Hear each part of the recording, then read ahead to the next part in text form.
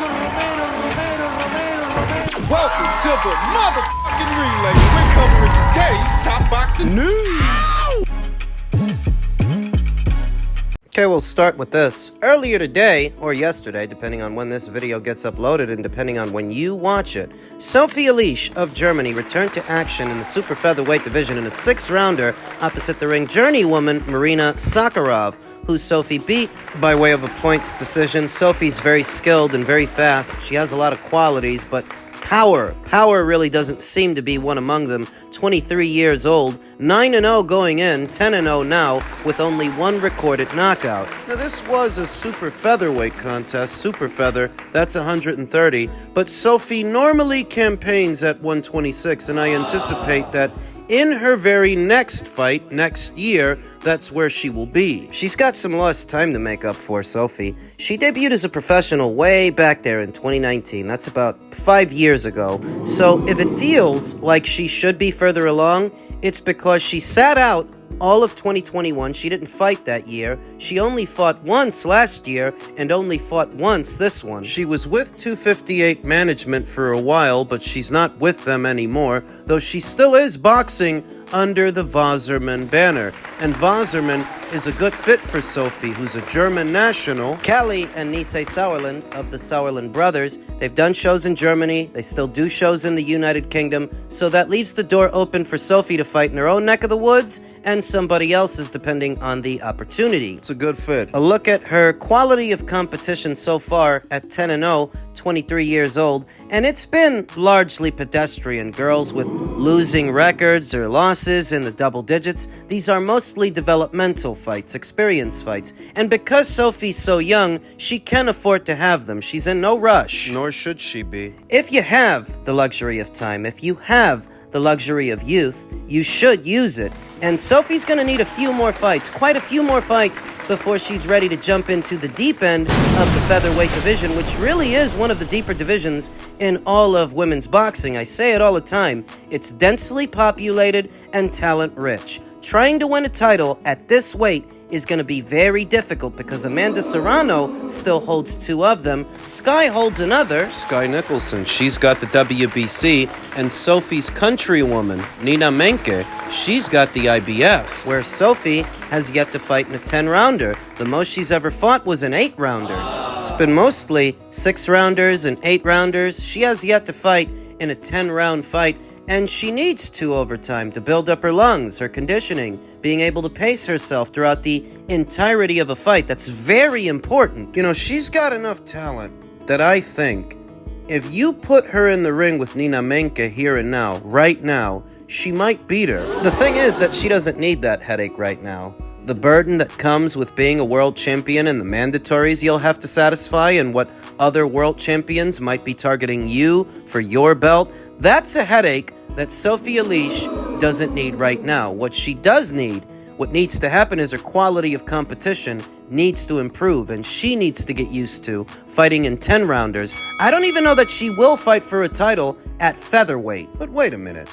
Isn't Gabby Fundora, the flyweight division's inaugural undisputed champion, isn't she younger than Sophie Alisch? Yeah, she is. But she's also more active. She's also busier throughout the year, so she has the momentum that Sophie hasn't had. The experience. Being honest, her quality of competition for her young age has been a lot more ambitious than what you get from Sophie. So because Sophie has some lost time to make up for, you shouldn't jump into the deep end just yet.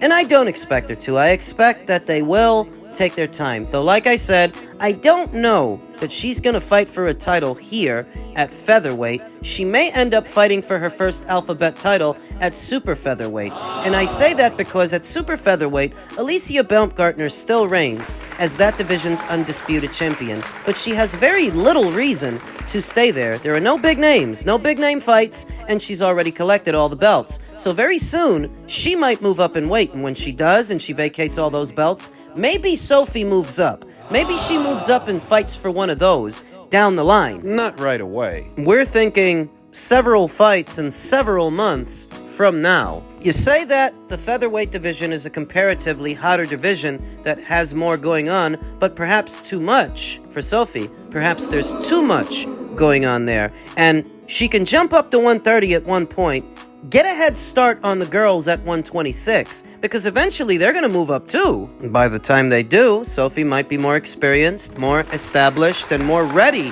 for those kinds of fights. We'll see. It's just a thought. So she's had a little tune-up fight, a little maintenance fight to get her ready for a busier year next year, and we'll see what happens. Congratulations to Sophie Alisch for advancing to a professional record of 10-0. Men's Cruiserweight news, the ongoing situation involving the WBC title and just who exactly is supposed to be fighting for it. Former champion Badou Jack returns as WBC works through Cruiserweight mess. World Boxing Council chiefs confirmed the return of champion in recess Badou Jack as the former Cruiserweight champion eyes a title shot. Jack was promised a title fight upon his comeback when the former Mayweather Promotions star gave up the championship in November of last year. A year later, the multi-weight champion, former champion, wants a crack at the current ruler, Noel Michaelian. But I wonder, why did they make Badou Jack a champion in recess in the first place? It's not like he wasn't able to compete. He was. So, Noel Michaelian becomes Badou Jack's mandatory challenger. This is when Badou still had the belt. He decides he doesn't want to bother with Noel, and he's going to try to move up to Bridgerweight to challenge for the WBC title up there. At that time, Poland's own Lukas Rozansky had it. This was months ago. There was some talks of putting Badou Jack in the ring with Lukas Rozansky. Those talks didn't materialize into anything. Fast forward, Lucas loses the title to Lawrence Okoli. Badou Jack is left in limbo. So now he wants to go back to Cruiserweight and exercise his champion in recess status, which I'm not sure he should have been given anyway. There's a catch, though. Ryan Rositsky is the mandatory challenger and has been attempting to negotiate his shot.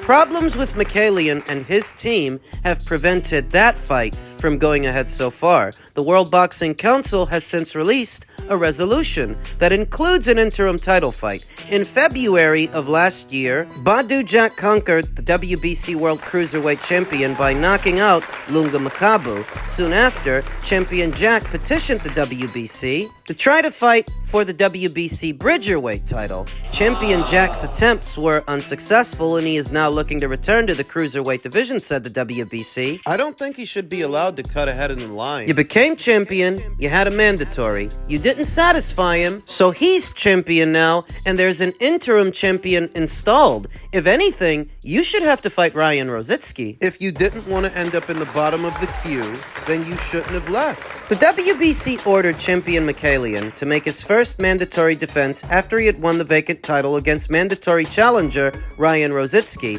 who had won a final elimination bout via knockout of Durudola. Champion Michaelian's promoter of record, Don King Promotions, contracted the Michaelian vs. Rositsky fight to take place in Miami on June 7th of this year. Unfortunately, champion Michaelian sustained a sparring injury just 10 days before that fight. DKP rescheduled the fight for September, also in Miami. Unfortunately, DKP's principal, Don King, experienced health issues, severe enough not to be able to promote the event. After thoroughly evaluating all the facts and engaging in numerous communications with both camps, the WBC ordered a purse bid for the Michaelian vs. Rositsky bout. 3 Lion Promotions attended the purse bid ceremony, which did not have to occur as both camps informed the WBC that they had agreed. The fight was then scheduled for December 7th in Canada. 3 Lions Promotions produced bout contracts, contracted the arena, arranged for a broadcast production, and incurred other substantial expenses. After all that effort, now it turns out that champion Michaelian is unavailable to participate in the fight against Rositsky due to an ongoing legal dispute with his promoter, Don King. We talked about all of that in my previous video, and what I think all of that really is, Don doesn't want Noel to fight Ryan because Ryan is a high-risk, low-reward. The reason that there have been so many postponements is because they're trying to find a way out. So that when all that time has passed and 3 Lions Promotions ends up with the rights for the fight, all they could do was cook up a story about Noel having issues with Don and subsequently being unable to fight. But I think it's all bullshit. I don't actually think Noel is having issues with Don. I think they're working together to stop the Rositsky fight from happening. They think it's more trouble than it's worth. What further complicates things is that instead of stripping Noel Mikhailian of the WBC title and just giving it to Ryan, they let him keep it. So now you have Ryan in the queue and Badou Jack in the queue. It would be a lot simpler if you just stripped Noel, gave the title to Ryan, then ordered Ryan to fight Badou Jack. Instead, this is what they did. The WBC Board of Governors voted unanimously to support the petition from Three Lions Promotions to approve of an interim championship between Ryan Rositsky and the number 2 contender Yamil Peralta of Argentina. That bout is a rematch of their highly controversial fight back in 2022. The Rositsky versus Peralta fight for the WBC interim world title will take place on December 7th in Canada. Talk about getting the short end of the stick. The WBC Board of Governors will review the complete situation of all weight categories during the upcoming annual convention in Hamburg, Germany from December 8th to the 14th. Jack could have a shot at Mikhailian if Don King Productions and the champion can resolve the details of their dispute. But should Badou Jack really be fast-tracked to a title ahead of Ryan? I don't think so. I think what the argument is going to be is that Badou Jack was labeled a champion in recess long before Ryan Rositsky became mandatory challenger, but why was he labeled a champion in recess? If your plan was to leave the division when you have a mandatory in the queue, and that mandatory goes on to become champion, well, that should have been it. You're basically turning a blind eye to Badou Jack's non-compliance, because that's all it is. He had a mandatory there, he didn't satisfy him, he said he was leaving the division, well, that should have been it. You shouldn't get to play Salucci with divisions, just going back and forth and being indecisive. Kevin Lorena's got the WBC Bridgerweight title, why don't you just fight him? Probably because Kevin Lorena is a more dangerous fight than Noel Mikhailian. Probably. And probably because there's a lot more money flowing through the Cruiserweight division right now than there is at Bridgerweight. There's nothing going on at Bridgerweight. So now Badou Jack wants to double back and he wants to jump ahead of the queue. But I don't think he should be able to. You left the division. I don't think he should get his crack at the apple before Ryan Rositsky. What's the statute of limitations on this champion in recess designation anyway? How long does that last? How much time has to pass before that expires? Because Badou Jack hasn't fought in over a year. This is a mess that the WBC created when they labeled him a champion in recess without good cause. This is a mess they created when they ordered a final eliminator after that Ryan Rositsky won. All of this is a mess that the WBC created, then compounded when they let Noel Mikhailian keep that belt. They should have stripped him of it. They made it worse. They let him keep it. All of this is a mess that they created. And finally, in men's heavyweight news, Jake Paul turns down shot at Daniel Dubois' IBF heavyweight world title. Well, I'm not surprised. Jake's not suicidal. I think he would have to be to accept that opportunity. Jake Paul has been the beneficiary of some lucrative proposals in the days that have followed his victory against Mike Tyson. Although the most eye-catching offer of all came from reigning IBF heavyweight champion Daniel Dubois, who has yet to find an opponent for his upcoming fight in Riyadh. Yet, despite the allure of the opportunity to pull off the upset of the century and win the coveted title, Jake Paul has turned Dubois down. The problem child comfortably defeated a faded version of Mike Tyson last Friday in one of the most watched events in recent memory, although it was Katie Taylor and Amanda Serrano who truly stole the show prior to an underwhelming main event. Nevertheless, Paul versus Tyson was a monumental financial success for the headliners, and the clash has caught the attention of boxers around the world, with Paul arguably the most sought-after payday in the sport. At present, undisputed light heavyweight champion Artur Beterbiev and current WBC Bridgerweight champion Kevin Lorena make up two of the three active title holders to have called for a showdown with the YouTuber turned boxer. But it is Daniel Dubois' offer that has sparked the most outrage. Shortly after his fight with the once baddest man on the planet, Paul received a message from the hard-hitting Brit, offering the polarizing social media sensation a shot for the legitimate heavyweight championship of the world, a challenge that seemed to be accepted at the time. However, Jake Paul has since had a change of thought and will now pursue a challenge for the heavyweight world title, as his manager Nikisa Badarian told Sky Sports that Paul's interest is elsewhere as of now. When Jake got that DM, he sent it to me and said, "How funny is this? How the world has turned." Jake's feedback to me was, "I want to do that fight. Not now, but I want to do that fight."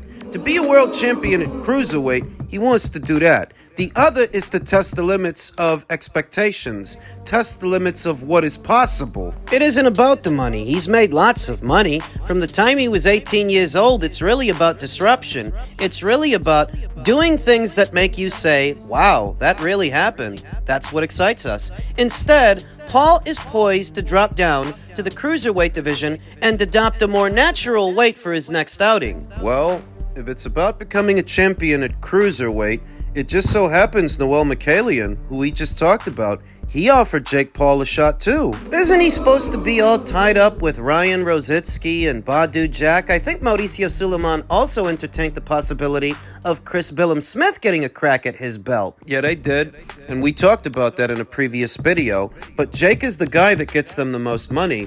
Jake is worth more than all those aforementioned fighters. So, if Jake actually wants a shot at Noel Mikhailian's belt, the WBC would make sure that he gets it. They absolutely would. What are supposed to be these serious boxing people, these serious individuals, would readily sell their souls for a chance to crash Jake Paul's party. What kind of message does that send, though? These are the guys that had to climb up the ranks and pay those sanctioning fees, fight in those eliminators, fight in those serious fights with those serious fighters so that they would readily give away a shot at a title to a guy who so clearly doesn't deserve it, ahead of so many others that do. If you ask Daniel Dubois' team to make a fight with Martin Bakole, why don't you give a title shot to Martin Bakole? No, I don't think they'd keep the same energy. That's the joke, though, isn't it? And that's the mirror that Jake Paul is holding up to boxing's face. No, I'm not mad at him because he's not the one doing anything wrong. You guys are. He's just a kid living his life. He's got an interest in boxing and he wants to do this and that, but you guys are supposed to act as the safeguards. You guys are the ones who are supposed to make sure it's not easy for him. You're doing the opposite. So he can't help but laugh at it, and neither can I. What a joke all of it really is. All these guys that have got to go through all these quote-unquote proper channels to get at the same thing you're so willing to give away to Jake. So you sold, why don't you?